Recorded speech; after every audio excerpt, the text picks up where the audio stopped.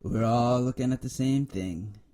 Thank you for joining us for another perspective from the Sag Nasty If Anybody Asks Me podcast. Don't forget to hit that like button and leave a comment. For more videos, please subscribe to the channel. Because as much as I like to admit that was the moment where I stopped drugs, it wasn't. And it got way worse at a different time that we can get to. But now it's been, I'm going into my 5th year. And when I start to feel like I'm stressed out, I have healthy coping mechanisms. But I lost my nursing license that day. It got suspended. Uh-huh. And you can go through a program to get it back. But at that time, I didn't have health insurance or anything, and the cost of it was like $30,000 without health insurance. Like, how do you expect a drug addict who obviously didn't have a brain smart enough to not lose a great job? Like, what? I can't. So I wasn't able to enter that program. So when I got a rehab, I kind of had to change who I was in a way, because that was kind of my identity. A big identity to my father. He had a hard time, still has a hard time with the fact that I don't have a nursing license. Even though yeah. That was hard because like I said, that was a huge part of who I was. And I never told anybody. Like, a lot of the stuff you'll hear, I have never told anybody because it's just like Slade and them are my best friends. They knew tons about me, but I told them that I was in Boston at a travel assignment when I was in rehab.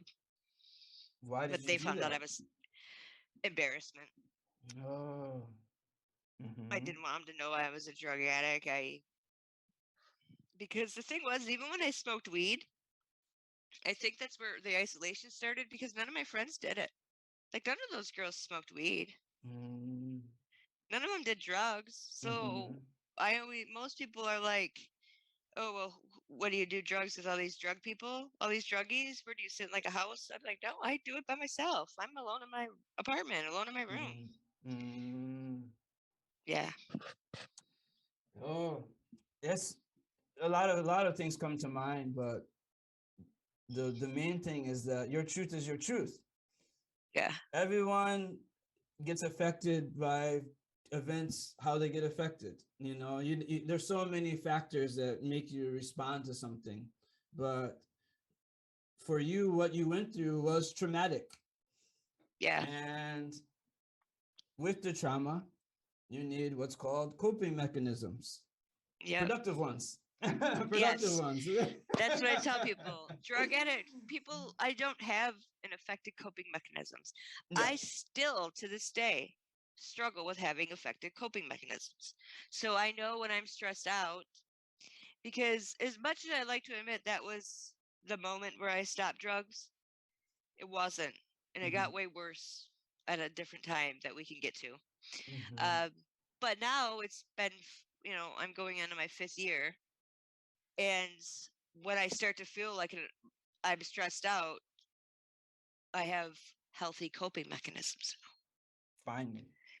Yeah, it took a long time though, And because it takes a long time. Yeah, especially when you don't tell people. Like, I guarantee you, if I would have reached out to my friends, they probably could have helped me. And you had them. Not everyone has them. Yeah, I had them. Yeah, That's great what Julie ones. said. Julie always said, I don't know why I would have done anything for you. I know that. And I know And that you know Slade would have that. done it too. Yeah. Yeah, and you know that. I don't know. I think it just came to the whole embarrassment of it all. Like, how did Funny Chrissy turn out to be this? It goes back to making fun of this last name, which is crazy. Yeah. Yeah. This shame, this Yeah. hiding. That is crazy. But I think we all have it. I know I definitely do, because what you're saying speaks to me on many different levels, and it reminds me of Taria also. Taria didn't have coping mechanisms, so hers the way she expressed it was physically. She couldn't find the words. Like, and the next thing you know, you're getting smoked by her. She's just attacking you, and Yeah. so you have different ways to do it. But again, it's not productive again, and it gets you in Right. trouble. And Right. she landed a felony. I don't know. I didn't want to ask on air what how she ended up with a felony, but she landed a felony because of not having the Fighting. right coping mechanisms. Maybe fighting, I'm not sure. So Yeah. you remember that brutal fight in high school she had. Yeah. So Yeah. yeah, so like for me, looking on that, I think that's really important. I mean, the best way is to get it from our parents. Um, Yeah. but if we can't, I think that we need like the right environment to like at school or something. I guess as a poet, that's a really big deal to me is that was my way to get things out, music and poetry. I didn't know that it was healthy, but it's helping a lot. Because otherwise, I just would have kept drinking. I had a drinking problem. Like I could drink a fifth of Southern Comfort alone easily. I mean, Yeah.